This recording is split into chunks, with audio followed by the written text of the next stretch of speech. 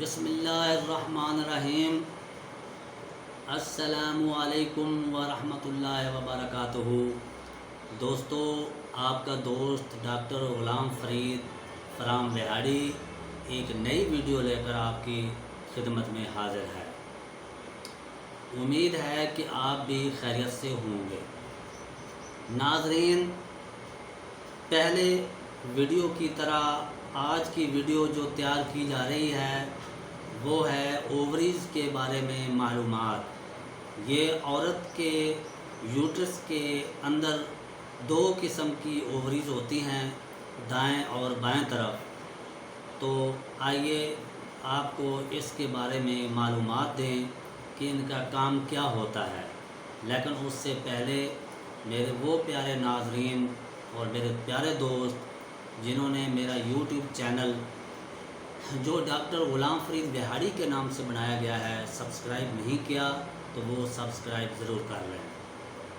ناظرین، میری ویڈیو پوری سنا کریں اور اسے لائکس بھی کیا کریں، کمنٹس بھی دیا کریں اور اپنے دوستوں کو شیئر بھی کیا کریں۔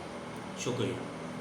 تو آئیے اب ہم آتے ہیں اووریز کی طرف کہ اووریز کا کام کیا ہے، اس میں کیا تیار ہوتا ہے۔ تو ناظرین، جب پیچوٹری گلینڈز FSH پہلے 14 دن ریلیز کرتی ہے اور اگلے 14 دن پیچوٹری گلینڈز LH ہارمون ریلیز کرتی ہے، تو جب پیچوٹری گلینڈز FSH ہارمون ریلیز کرتی ہے تو وہ اووریز پر کام کرتا ہے۔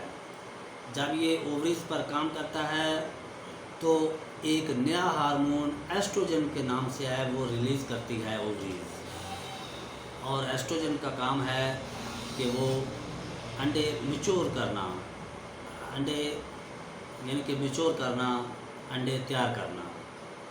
اور جب LH ریلیز ہوتا ہے پیچوٹری گلینڈز کی طرف سے اووریز پر کام کرتا ہے تو پروجسٹران ہارمون اووریز جو ہے وہ ریلیز کرتی ہے، اور پروجسٹران کا کام ہے کہ ان میچور انڈوں کو وہاں سے اکھوڑ کر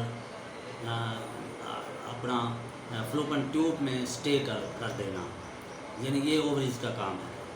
تو جب ایسٹروجن اور پروجسٹران ان بیلنس ہو جائیں تو ایک نیا ہارمون اووریز جو ہے وہ ریلیز کر دیتی ہے، اس کا نام ہے ٹیسٹوسٹیرون۔ تو اس کے یعنی عورتوں پر کافی نقصانات ہوتے ہیں۔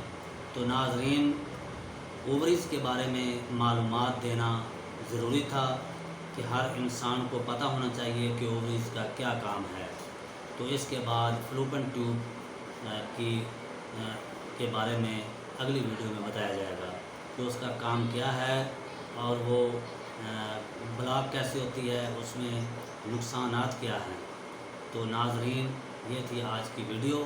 امید ہے کہ آپ کو پسند آئے گی۔ تو اگلی ویڈیو تک اپنے دوست ڈاکٹر غلام فرید کو اجازت دیجیے۔ اللہ حافظ۔